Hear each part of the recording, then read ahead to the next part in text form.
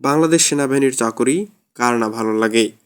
অনেক তরুণ তরুণীর স্বপ্ন থাকে এই বাহিনীর একজন গর্বিত সদস্য হয়ে দেশ সেবায় নিয়োজিত থাকতে, হোক সেটা ট্রেড 1, ট্রেড 2 কিংবা সেনাবাহিনীর এমওডিসি।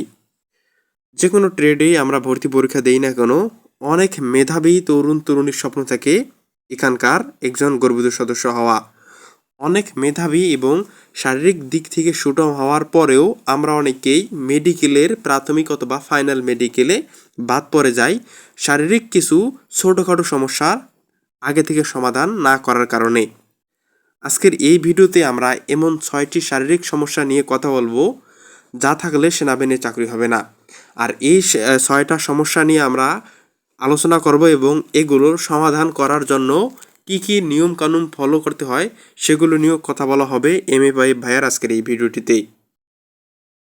শুরুতে আমরা যে বিষয়টি নিয়ে আলোচনা করার চেষ্টা করব সেটা হলো দুই পায়ের নকনি বা কনুইয়ের সমস্যা। দুই হাত অথবা দুই পা, হাতের ক্ষেত্রে কনুইয়ের সমস্যা আর পায়ের ক্ষেত্রে যে নকনি আছে এর সমস্যা। অর্থাৎ অনেক সময় দেখা যায় যে আমাদের পায়ের বৃদ্ধা আঙ্গুল, যেটা বুড়ি আঙ্গুল আমরা বলি, এর যে কোনো এক কোণা ডেবে যায় এবং সেখান থেকে পরবর্তীতে অনেক পেইন হয়, ময়লা জমা হয় এবং নগুলের অনেক প্রবলেম হয়। যদি কারো এইরকম কোনো সমস্যা থাকে তাহলে অবশ্যই আপনারা এর নখ নিয়ে, অর্থাৎ এই নগুলগুলো যে কানিগুলো আছে এগুলো নিয়মিত প্রতি সপ্তাহে পরিষ্কার রাখার চেষ্টা করবেন এবং অবশ্যই এ সম্পর্কিত যে ধরনের মেডিসিন পাওয়া যায়, নকনি কনুই পচা সম্পর্কিত যে আমাদের আশেপাশে দোকানে মেডিসিনগুলো পাওয়া যায় সেগুলো যদি এখানে ব্যবহার করেন কিংবা পরিষ্কার পরিচ্ছন্ন থাকেন তাহলে আশা করা যায় এই যে কনুই পচা বা কনুই ডাবা যে সমস্যা থাকে এখান থেকে রেহাই পাওয়া যাবে।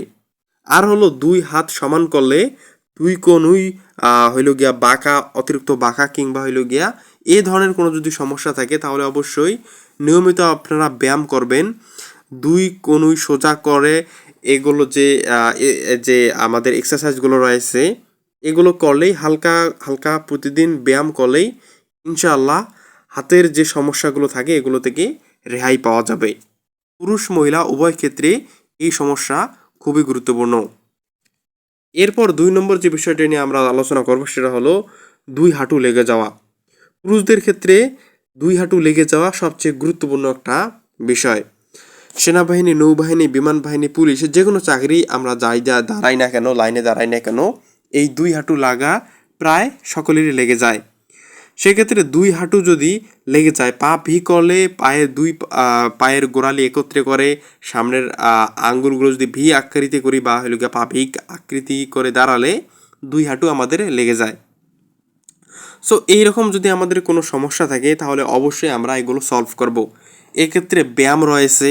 আমরা ঘুমানোর আগে হইল গিয়া দুই পায়ের মাঝখানে বালিশ দিয়ে ঘুমাতে পারি, কোল বালিশ বা হইল গিয়া আমরা যেই বালিশে ঘুমাই সেই বালিশ, যে কোনো বালিশ, এগুলো দিয়ে আমরা করতে পারি। আমরা নিয়মিত সাঁতার কাটতে পারি, তাহলে অনেকাংশে এগুলো দূর হয়ে যায়। পাশাপাশি এগুলো সম্পর্কিত ইউটিউবে সার্চ করলে অনেক ধরনের ব্যায়াম রয়েছে, যেই ব্যায়ামগুলো ঘরে বসে করলেই এগুলো সলভ হয়ে যায়।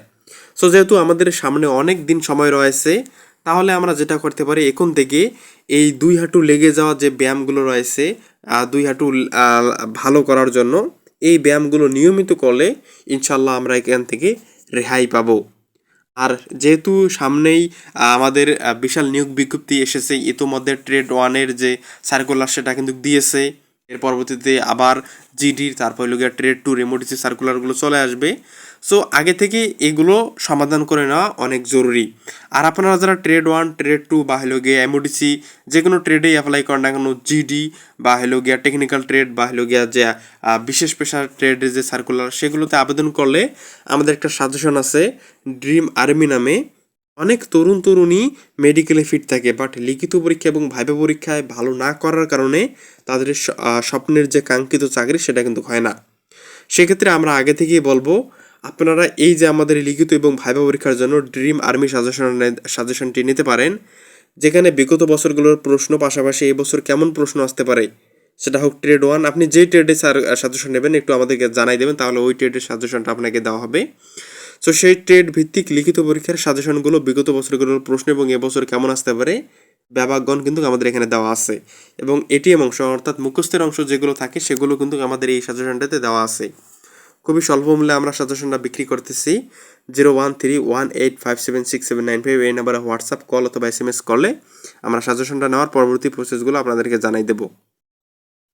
সেনাবাহিনীর চাকরির মেডিকেল থেকে বাদ পড়ার অন্যতম একটা গুরুত্বপূর্ণ কারণ সেটা হলো গিয়া ছেলে মেয়ে উভয় প্রার্থীদের ক্ষেত্রে সেটা হইল গিয়া বিভিন্ন সোল অর্থাৎ হইল গিয়া স্যাইল আমরা যেটাকে বলি, বা হইল গিয়া সুলি যেটাকে বলি, বা চর্মরোগ, এই ধরনের বিষয়টা। সো এক্ষেত্রে দেখা যায় যে শরীরের বিভিন্ন অংশে বিশেষ করে গালে, ঘাড়ে, পিঠিতে হইল গিয়া এই যে স্যাইল জাতীয় যে জিনিসটা বা সুলি জাতীয় যে জিনিসটা এটা কিন্তু দেখা যায়। এটা ছোট অল্প থাকলে সমস্যা নাই, বাট অতিরিক্ত থাকলে কিন্তু সমস্যা। কারণ অতিরিক্ত যখন থাকবে তখন আপনাদের হইল গিয়া যখন মেডিকেল করবে, মেডিকেলকে সেখানকার স্যারদের এটা চোখে পড়বে। আর এইরকম শরীরে যদি স্যাইল থাকে তাহলে একটা কেমন দেখা যায়, সেক্ষেত্রে খুব তাড়াতাড়ি কিন্তু আপনাকে রিজেক্ট করে দেবে। সো এটা থেকে ভালো থাকার জন্য অবশ্যই নিয়মিত শরীরকে পরিষ্কার পরিচ্ছন্ন রাখতে হবে। আর এ সম্পর্কিত হইল গিয়া ডাক্তারের পরামর্শ নিতে হবে। ডাক্তারের ওখানে বিভিন্ন ধরনের মলম থাকে, তারপর হইল গিয়া পানি জাতীয় কি বিভিন্ন ঔষধ থাকে, সেগুলো হইল গিয়া শুকনো কাপড়ে লাগিয়ে পরিষ্কার পরিচ্ছন্নতা তুলায় লাগে স্যালের জায়গাগুলোতে লাগালে এগুলো ঠিক হয়ে যায়। আর চর্মরোগের ক্ষেত্রে দাঁত হতে পারে, বা হইল গিয়া অ্যালার্জি জাতীয় বিভিন্ন ধরনের বুরবুরি উঠতে পারে, এগুলো হইল গিয়া কিছু দিনের জন্যে। বিশেষ করে গরমের ক্ষেত্রে ছেলে মেয়েদের বিভিন্ন জায়গায় বিশেষ করে ওঠে। সো যেগুলোতে সাধারণত ঘাম জমে থাকে এই জায়গাগুলোতে দাঁত বা হইল গিয়া এরকম অ্যালার্জি টাইপের জিনিসগুলো ওঠে। সো এগুলো রক্ত অপরিষ্কার কারণেও হতে পারে। সেক্ষেত্রে আপনারা প্রতিদিন সকালবেলা নিম পাতার যে রসটা আছে এগুলো 1 গ্লাস করে খাওয়ার চেষ্টা করবেন।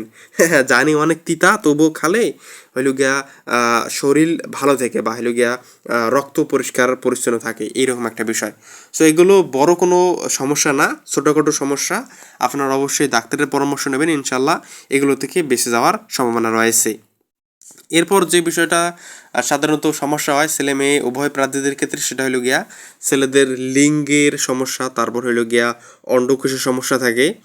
সো এই ধরনের যদি কোনো হার্নিয়া বা ভেরিকোসিল যেটাকে বলা হয়, এ ধরনের যদি কোনো ওদের ছেলেদের পুরুষাঙ্গে কোনো সমস্যা থাকে, বা হইল গিয়ে পুরুষাঙ্গের যে অন্ডকোষ সেটাতে যদি পানি জমা থাকে, এরকম যদি কোনো প্রবলেম থাকে তাহলে অবশ্যই ডাক্তারের পরামর্শ নেবেন। মহিলা প্রার্থীদের ক্ষেত্রে যেটা হইল গিয়া সতীত্ব রক্ষা করা যেটাকে বলে, মানে সতীত্ব হানি যে বিষয়টা, এই বিষয়টা অনেকেই আমরা যেটা বর্তমান যুগ জামানা তো আর আগের যুগ জামানা নাই।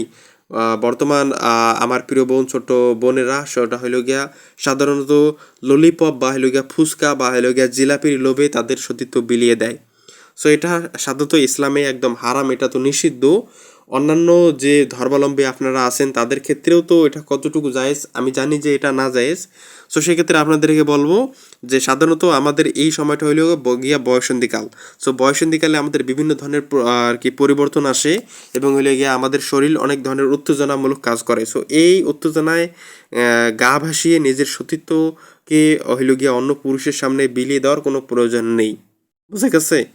আচ্ছা, এ ধরনের সমস্যা থাকলে আপনারা আর কি অবশ্যই ডাক্তারের পরামর্শ, তারপর হলো গাইনি ডাক্তারের পরামর্শ নেবেন। ইনশাআল্লাহ এগুলো থেকে ভালো থাকা যাবে, রেহাই পাওয়া যাবে। এর পরবর্তীতে যে সমস্যাটা সেটা হলো গিয়া আমরা যেহেতু এই যুগের পোলাপান, বাইক আমাদের পছন্দ। সো বাইকে আমরা হইলো গিয়া দ্রুত যাওয়ার চেষ্টা করি, বা হইলো গিয়া অনেক সময় আমরা এখানে চলাফেরা করতে হাত পা ভেঙে ফেলি। সো হাত পা যদি ভাঙ্গা থাকে তাহলে তো আপনাদের এখানে চাকরি হবেই না, হুদায় আবেদন করার কোনো প্রয়োজন নেই। যদি রিসেন্টলি হাত পা ভাঙ্গা থাকে তাহলে তো কোনো প্রয়োজন নেই, তবে অনেক দিন আগে আছে বাট এখন কোনো সমস্যা নাই, তাহলে সমস্যা নাও থাকতে পারে। আর আমরা অনেকেই করি কি ওই জিএফ বা বিএফ এর আশায় আমরা হাত কেটে নাম লিখি বা ব্লেড দিয়ে হাত কাটি, এইরকম যদি কোনো বিষয় আপনারা কইরা থাকেন তাহলে কিন্তু আবেদন করে কোনো আর কি লাভ নাই। যদি রিসেন্টলি হাত কাটা থাকে তাহলে বিভিন্ন ধরনের ক্রিমগুলো পাওয়া যায়, মলমগুলো পাওয়া যায়, এই মলমগুলো ব্যবহার করলে ওই জায়গাটা আর কি ভালো হয়ে যায়, ক্রিম দিয়ে রিমুভ করা যায় দাগগুলো। তো সেক্ষেত্রে হওয়ার একটু সম্ভাবনা থাকে। আর যাদের আগের থাকে বা হলো কি অনেক আগেই কাইটা ফেলছেন হাত পা, তাহলে কিন্তু এখন কিছু করার নাই। সো এরকম যাদের সমস্যা আছে তার আপনারা দয়া করে আবেদন করার কোনো প্রয়োজন নেই, উদয় টাকাগুলো নষ্ট, এত দূর আসা যাওয়া নষ্ট। এরপর সবচেয়ে গুরুত্বপূর্ণ একটা সমস্যা হলো গিয়ে অতিরিক্ত চুল পড়া। সাধারণত এই যুগের পোলাপানদের ক্ষেত্রে এটা বেশি দেখা যায়, কারণ আমরা অতিরিক্ত টেনশন করি, মোবাইলের সামনে আমরা বেশিক্ষণ পরে থাকি। সো সেক্ষেত্রে বিভিন্ন আর কি সমস্যা রয়েছে, সে বিভিন্ন ধরনের আমাদের প্রবলেম রয়েছে। অনেকের আর কি থাকে গেলো গিয়া হরমোন জাতীয় প্রবলেম, বংশগত প্রবলেম থাকে, সেটা হলো গিয়া অতিরিক্ত চুল পড়া বা চুল পাকা।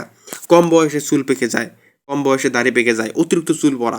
সো অতিরিক্ত যদি চুল পড়ে থাকে, এটা হলো গিয়ে একটা কম বয়সে চুল পড়া বা আর কি চুল পাকাটা, এটা অ্যালোপেশিয়া আর কি শরীরের দুর্বলতা বা হরমোনের ভারসাম্যহীনতা, এরকম একটা লক্ষণ হতে পারে।